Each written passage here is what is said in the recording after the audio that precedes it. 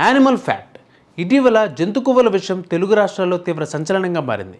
అసలు జంతు కొవ్వు మన శరీరానికి మంచిదా కాదా అనే అనుమానం నాకైతే వచ్చింది. దీని గురించి లోతుగా సెర్చ్ చేస్తే కొన్ని విషయాలైతే తెలుసుకున్నాను.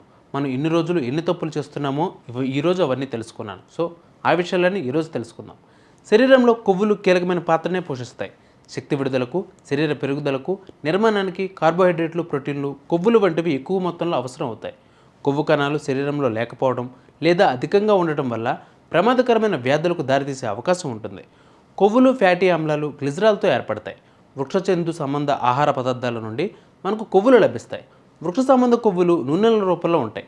వేరుశనగ, పొద్దుతిరుగుడు, కొబ్బరి, పామాయిల్ మొదలైన వృక్షజాతుల నుండి మనకు వచ్చే నూనెల ద్వారా కొవ్వులు అందుతాయి. జంతు సంబంధిత కొవ్వుల విషయానికి వస్తే నెయ్యి, వెన్న, జున్ను, గుడ్లు ఇలాంటి వాటి నుండి కొవ్వులు లభిస్తాయి. వృక్ష సంబంధమైన కొవ్వుల్లో అసంతృప్త కొవ్వు ఆమ్లాలు అధికంగా ఉంటాయి. జంతు సంబంధ కొవ్వుల్లో సంతృప్త కొవ్వు ఆమ్లాలు ఎక్కువగా ఉంటాయి. సంతృప్త కొవ్వులు కలిగిన ఆహారాలను అధికంగా తీసుకోవడం ఏమాత్రం ఆరోగ్యానికి మంచిది కాదు అని నిపుణులు చెప్తున్నారు. ఈ కొవ్వులు గుండె ధమనుల్లో చేరి రక్త ప్రసరణకు ఆటంకం కలిగిస్తాయి. వీటి వల్ల గుండె జబ్బులు, స్ట్రోక్ల ముప్పు పెరిగే అవకాశం ఎక్కువగా ఉంటుంది. సో మనకి మ్యాక్సిమం వెజిటేబుల్ ఆయిల్ అనేది మనకి సేఫ్టీ. సో యానిమల్ ఫ్యాట్ వల్ల మనకి అనారోగ్యాలు ఎక్కువగా అవకాశం ఉంది. సో వెజిటేబుల్ని ఎక్కువ తీసుకోండి.